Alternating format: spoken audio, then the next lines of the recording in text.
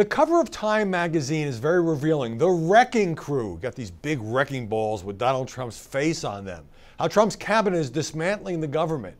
Now, this is actually an important story, and it may be a well-reported story by Time, but it's not exactly a secret. In fact, the president and his top people brag about this all the time, that they are cutting back on government regulations, they are cutting back on the number of people hired by government, that they're trying to ease, what they would say is ease the regulatory burden on businesses.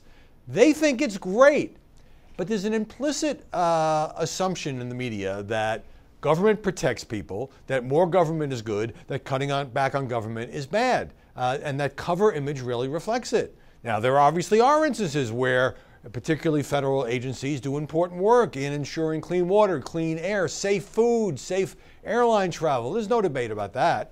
But it is hardly unusual for a Republican administration to take a more pro-business approach, a friendlier approach to corporations, and for Democrats to be more aggressive in the name of environmentalism, safety, health, to overseeing or regulating or restricting what businesses can do. This is true in the financial area as well. But again, it's been one of the signature initiatives of the Trump administration.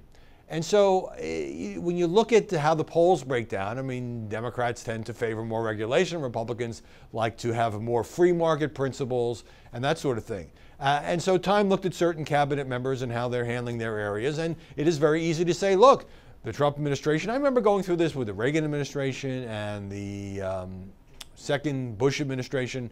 They bring in people from industry. Their argument is the people from industry understand the problems of industry and therefore want to prune back what the EPA does or the FDA does or you name it.